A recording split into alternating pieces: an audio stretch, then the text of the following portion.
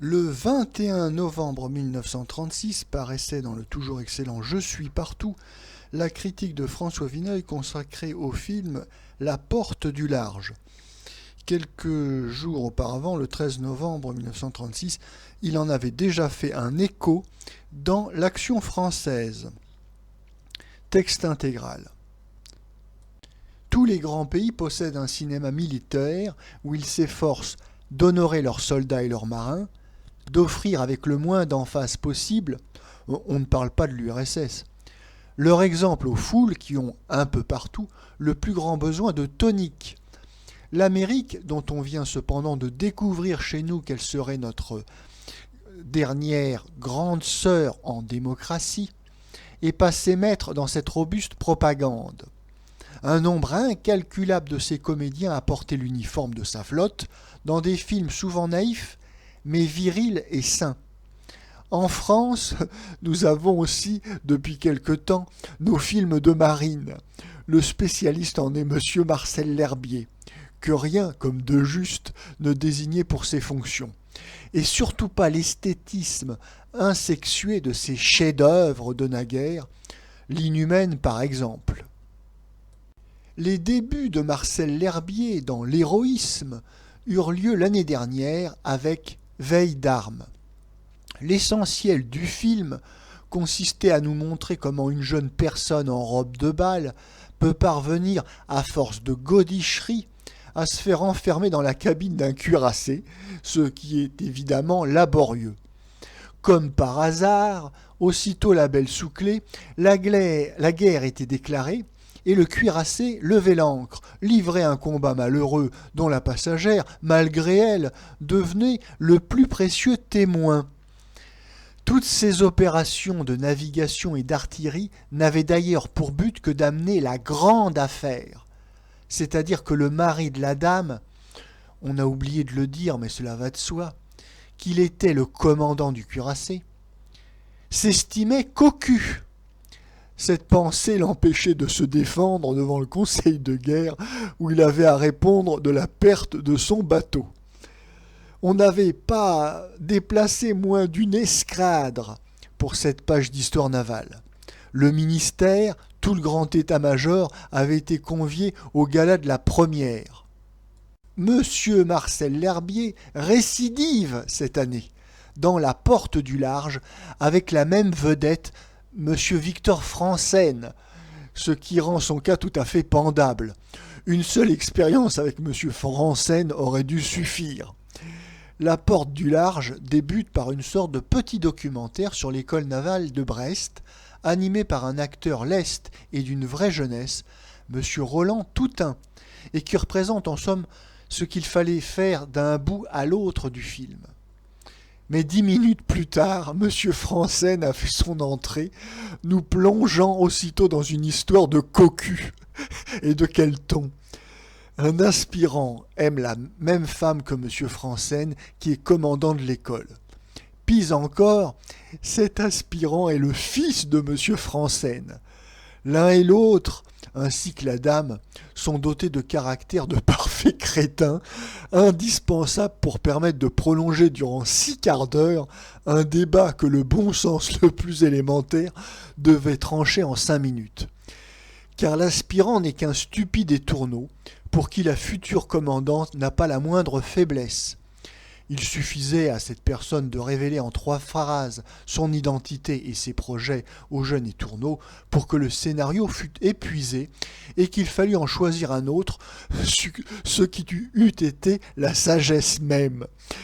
On a préféré nous montrer un futur officier qui, pour un caprice de gamin amoureux, abandonne son poste, laisse un camarade frôler la mort à sa place. On étale sous nos yeux un conseil de guerre composé de ganaches et de vieilles bourriques qui n'ont même pas l'idée de soupçonner la femme sous l'escapade de l'aspirant. C'est tout ce dont le cinéma chez nous est capable pour honorer la marine. Les pouvoirs publics doivent trouver cela déjà magnifique puisqu'on a mis des bateaux, des hydravions et toute la nouvelle école de Brest à la disposition du grossier mélo de M. Marcel L'Herbier. La Porte du Large, un film de Marcel L'Herbier de 1936. Marcel L'Herbier qui signe en partie également le scénario et les dialogues en totalité.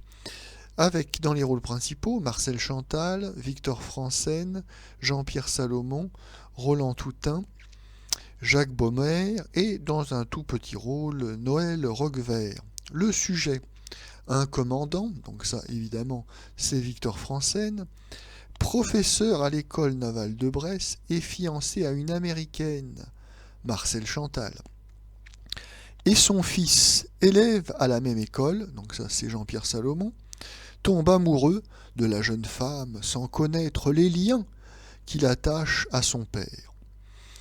Cette situation se termine heureusement par le mariage du commandant et l'oubli, pour le jeune homme, de son premier chagrin d'amour.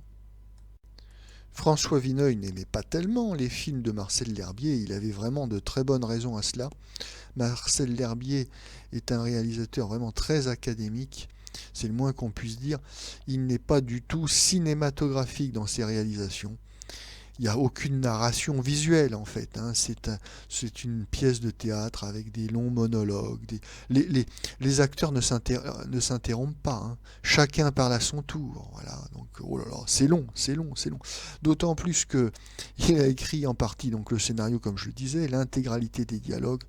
C'est un film quand même qui dure 1h45, quelque chose comme ça. C'est très long, car dès les premières minutes, nous avons compris que Victor Franssen va être en concurrence amoureuse avec Jean-Pierre Salomon pour le cœur de Marcel Chantal. Voilà. Et donc, on a deviné l'intrigue qui n'est pas très épaisse et on trouve le temps long. Et vraiment, il n'y a rien pour distraire d'ailleurs dans ce film.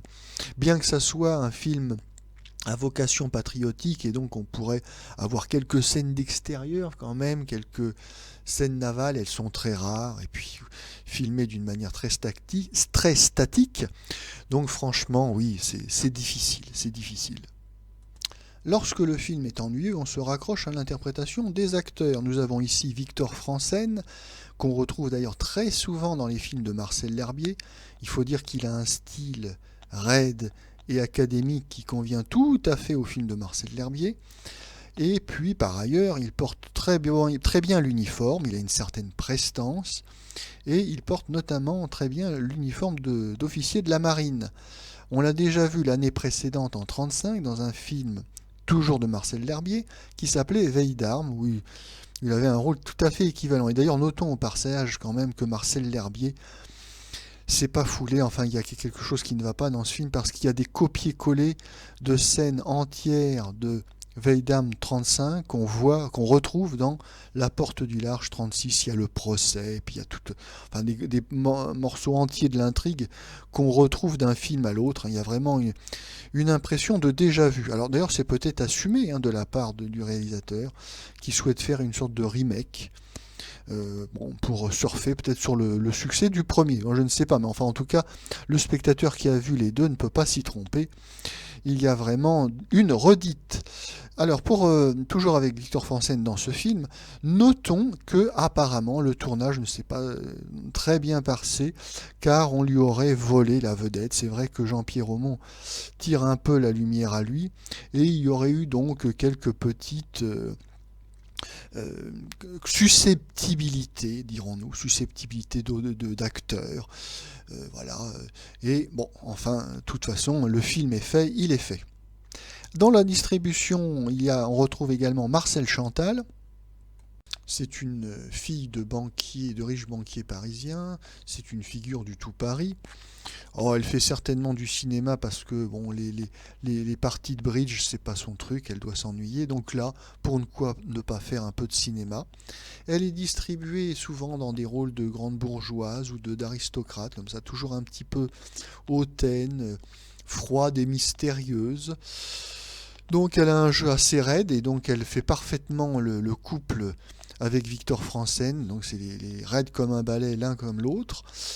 Nous avons également dans la distribution Jean-Pierre Salomon, alors toujours avec un visage poupon.